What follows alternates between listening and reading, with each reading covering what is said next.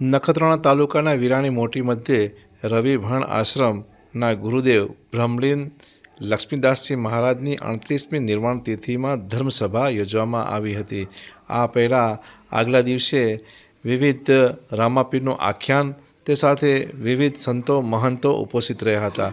બીજા દિવસે સવારે પાદુકા પૂજન, ધ્વજારોહણ મંદિરનું અને રામ મંદિર અને કબીર આશ્રમ, રવિભણ આશ્રમ મધ્યે સવારથી જ શ્રદ્ધાળુઓની ભારે ભીડ જોવા મળી હતી અને બપોરે એટલે કે 11થી 1 વાગ્યા સુધી ધર્મસભામાં બોલતા વિવિધ સાધુ સંતો, જેમાં હિંગરિયાના આશ્રમના મહંત, તે સાથે વિવિધ ક્ષેત્રથી પધારેલા કબીર આશ્રમના સાધુ સંતો મહંતો, વિવિધ ક્ષેત્રે રાજકીય અગ્રણીઓ, સામાજિક અગ્રણીઓ સહિતના લોકો જોડાયા હતા અને ભવ્ય આયોજનમાં જે રવિભણ આશ્રમ મધ્યે ગુરુદેવ બ્રહ્મલીનની લક્ષ્મીદાસજી મહારાજની 38મી તિથિમાં પૂજ્ય શાંતિદાસજી મહારાજે આ સંત સંમેલનમાં કહ્યું હતું કે આજે ધર્મ અને જેનો ઉદ્દેશ છે એને સમજાવ્યો હતો અને એકતાની ભાવના પ્રગટાવી હતી અને કહ્યું હતું કે ધર્મ હશે તો આપણો સમાજ રહેશે, તો સમાજ અને ધર્મને બંનેને સાથે રાખીને આવનારી જે પેઢીને નવા સંસ્કારો, જે સુસંસ્કારો છે એને આપવાની ફરજ આપણી સંતોની છે. ત્યારે આજના આ ધર્મ સંમેલનમાં વિવિધ ક્ષેત્રથી અખાડાના મહંતો અને સાધુ સંતો, શાસ્ત્રીઓ, મહારાજશ્રીઓ પધાર્યા હતા અને આ કાર્યક્રમને જે રાત્રે ભવ્ય સાંજના સંતવાણીમાં વિવિધ ભજન કલાકારો ઉપસ્થિત રહી અને આયોજન કરવામાં આવ્યું હતું. આ અંગે વિવિધ રાજકીય અગ્રણીઓ અને સાધુ સંતો મહંતો જોડાયા હતા.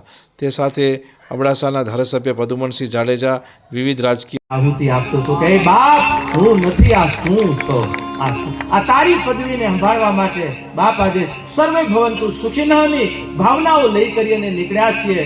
બસ અને ઈ મારી પૂર્તિ આજે બાપુને ઘણી થઈ. બાપ કાક અમે એનામાં જોડાણ કર્યું છે ત્યારે આજે એની કૃપાએથી હિમાલયના શિખર ઉપર એની ગોદમાં બેઠા છીએ. આજે ઈ મેરી વાત સત્ય છે બાપ, ન ભૂતો ન ભવિષ્યતિ. જે ઘડીઓ, જે ક્ષણો અને ક્ષણોનો આધાર મારી સંત પરંપરા, જે જેટલી અમારી પરંપરાઓ આ કચ્છની બેઠી છે. સદગુરુ દેવ કી જય, લક્ષ્મીદાસ મહારાજ કી જય.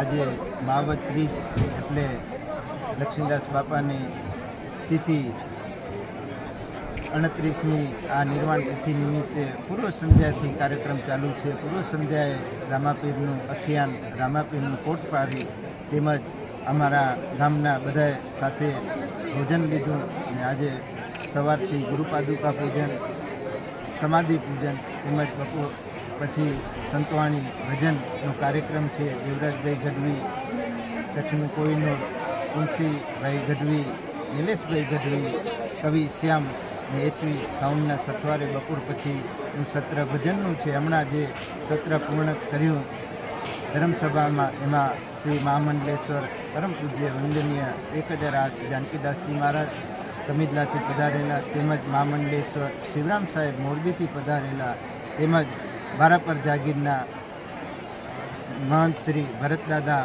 તેમજ આ પ્રદીપાનંદજી મહારાજ, તેમજ આ અમારા આ જે સંસ્થાને નેતૃત્વ કરી રહ્યા છે, આંખ દઈ રહ્યા છે એવા વડીલ શ્રી આ પરમ વંદનીય પૂજનીય કેલાનદાસજી મહારાજ હિંગરિયા હરિસાહેબ આશ્રમ અને તેમજ આ સ્થાનના આ વર્તમાન મહંત જગતગુરુ દ્વારાચાર્ય કબીર રવિભણ આશ્રમ 1008 સ્વામી શ્રી શાંતિદાસજી બાપુના નેતૃત્વમાં હમણાં ધર્મસભાનો પૂર્ણ કાર્યક્રમ થયો.